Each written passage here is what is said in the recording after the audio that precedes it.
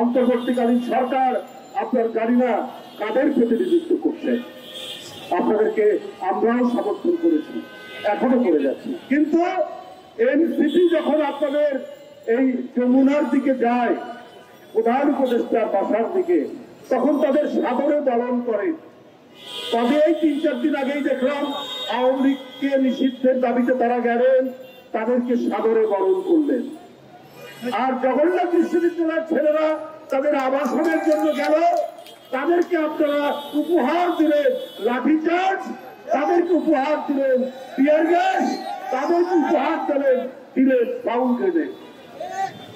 আপনি অন্তর্বর্তীকালীন সরকার আপনারা রয়েছেন, আপনারা নাকি সবাই সুশীল সমাজ, আপনারা কি সুশীল সমাজের লোক, জ্ঞানী গুণী ব্যক্তি, কিন্তু আপনাদের আচরণের মধ্যে এই বিচারিতা কেন?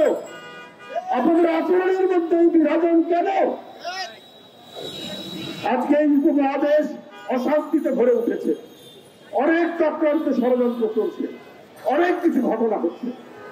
না তাকিয়েই এইখানে আপনাদের মতো করে দেশ চালাবেন, কিন্তু এই যে ফ্যাসিবাদের পতন হয়ে পালিয়ে গেছে, তাদেরকে মদত দেওয়ার অনেক শক্তি রয়েছে যারা দিচ্ছে। সুতরাং ডানে বামে সব দিকে তাকিয়ে যথাযথভাবে দেশ শাসন করুন, না হলে কেউ রক্ষা পাবেন না। কোন বিশেষ রাজনৈতিক দল বা কোন আদর্শকে প্রতিষ্ঠিত করতে গেলে আপনারা কিন্তু জনগণ করে ফেলবে। আমরা পানি আগ্রাসনের বিরুদ্ধে, আমরা জমি আগ্রাসনের বিরুদ্ধে, আমরা টেরিটোরিয়াল আগ্রাসনের বিরুদ্ধে পার্শ্ববর্তী দেশের।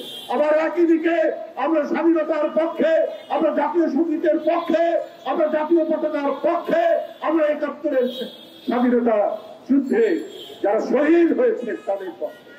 আমরা তাদের বিদায়ী আত্মার আমরা ফেরাত কামনা করি।